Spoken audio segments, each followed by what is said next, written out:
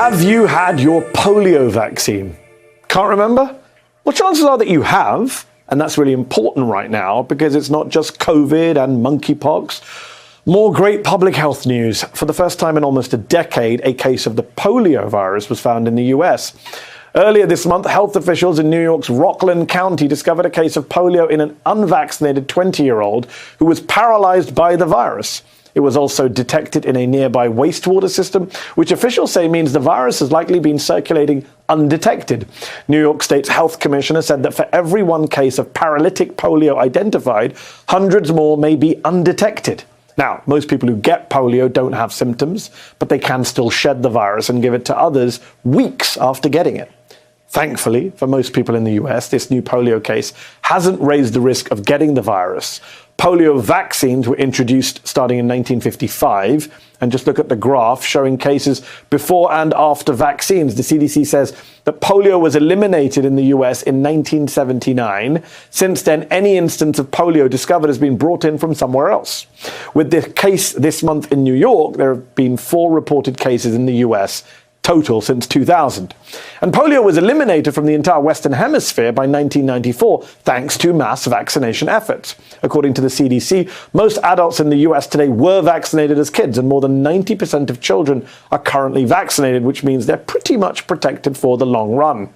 So how did this individual in New York contract the virus?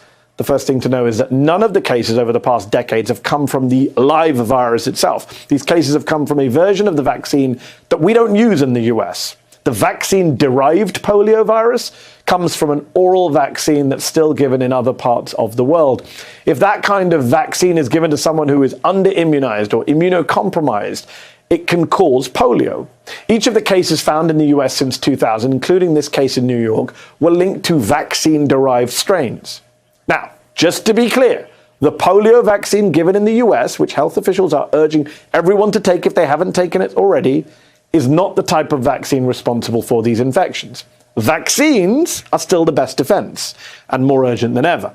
So, how concerned should we be that the virus appears to be circulating? Could it become a bigger crisis? And how big a challenge is the anti-vaccine movement in the US to helping keep the polio numbers at their low levels?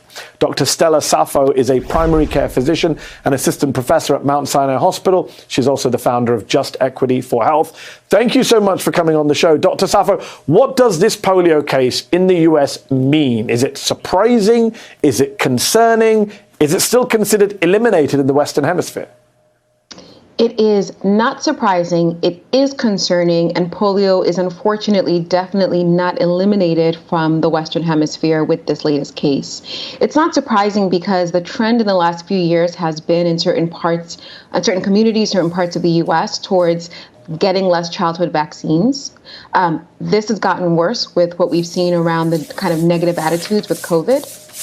And so it's just a matter of time before some of these different diseases that we thought we had kind of gotten ahead of and conquered are going to start spreading. We've seen this with measles spreading a lot more than we have in the past. And so polio is just the latest one that reminds us about the power of vaccines. Yes, the power of vaccines, well put. It's not just here in the US, though, right? The case in Rockland County, New York, is linked to vaccine-derived polio that was also recently detected in Jerusalem and in London, and wastewater samples show the virus circulating in all 3 areas. Is it fair to call this global at this point? It's definitely global. I mean, this is one lesson that we should have, which is that a lot of times in countries that are better resourced, we will get ahead of a lot of these different pathogens, these different viruses, and we'll feel very safe for ourselves. But these different pathogens still exist in other parts of the world. So classic example is monkeypox. Monkeypox was in West Africa. We never paid attention to it until it came here. Polio has been in parts, usually in places that are kind of under-resourced and politically unstable.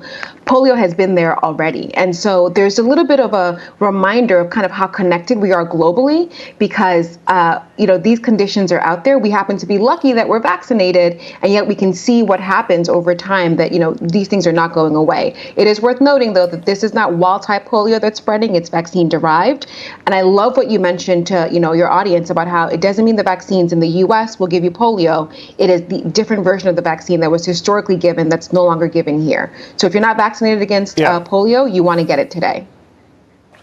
So we'll come to the anti-vaxxers in a moment. Just on if you're not, how do people know if they're vaccinated? Is it something we all got as kids? I know that it's one of the criteria for going to school. Are most people vaccinated in America? I said 90% of kids earlier. That still leaves 10% who aren't, which feels like a lot. It feels like a lot. Well, what's funny is that folks have been texting their parents, hey, Ma, am I vaccinated, right? Because many of us don't really know that information. Yeah, me you included. can kind of think, yeah, exactly. You can think that in the last 20 years to 30 years, if you went to school here, if you grew up here, you're probably vaccinated against polio. The vaccines were rolled out, mid-century. So you're probably vaccinated. However, if you're someone who's immune compromised or you're someone who has kind of more reasons to be concerned, you may want to check in with your primary care doctor. And if you know that you were not vaccinated, the best thing you can do is to go get vaccinated today, right now. Why? Because polio is out there. It is not a concern for those who are vaccinated, but if you're not vaccinated, you could not only get the disease and get paralyzed, you can get the disease and die. And it's one of those diseases that there's no reason for folks to suffer from it. So there's no harm so basically what you're saying, just to clarify, if you don't know you've had it, you can just get it. There's no harm if you've already had it and getting it again. Years ago, if you forgot. Because we don't tend to booster for polio, it's not one of those ones that we go crazy over. But if you're just really not sure and you're in an area like New York where it's spreading and you want to go in and talk about getting vaccinated again, there's no harm in that. Okay, let's talk about the anti-vaxxer movement that's been growing in the US over the last decade and especially over the last 2 years during this pandemic. How does that potentially play into polio or other diseases we've been able to keep under control until now? Could we see something like polio resurging because more and more people aren't vaccinating their kids and are lumping all vaccines in with their concerns over the COVID vaccine? Yeah, it's actually pretty disastrous. It's one of the things that we talked about with the way that COVID was being politicized and the impact of the kind of hardening of the anti-vax movement around COVID, right? Because if you think about what's happening, people are really convinced themselves that vaccines en masse are the issue. And so vaccines are the thing, though, that pediatricians and public healthcare workers have pushed for decades to protect us as a population. So what happens if a population doesn't get vaccines anymore? We're going to find out, it looks like, and we're finding out with cases like polio, and we're going to see it with other things. We've seen it with pertussis, measles. I cannot stress enough the damage that COVID anti-vaccine kind of attitude is having and has had.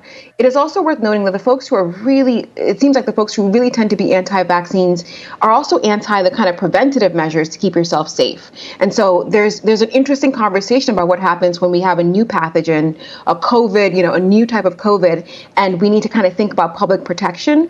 Will folks accept the preventative measures that need to be brought at that time? And so I think we're just at a little bit of a dangerous point, public health-wise, that we all have to kind of consider and own.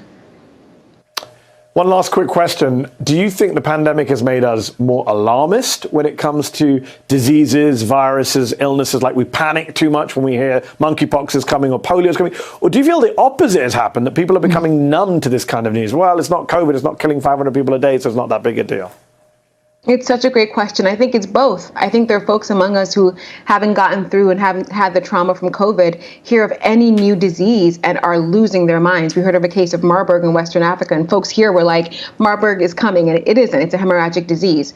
And then there's the other kind of end of it, the other end of the spectrum, where folks are completely just immune to any sense of danger from these different infectious diseases. And that is very dangerous because they are coming. We will see more of this. This is just the beginning. I wish there were a middle point where folks could really understand what our data tells us and what the kind of science tells us. And so we can kind of match our fear level to the reality. But I think that we have the two spectrums, folks who are super scared and folks who are not scared at all. And probably both sides won't really help us at this point.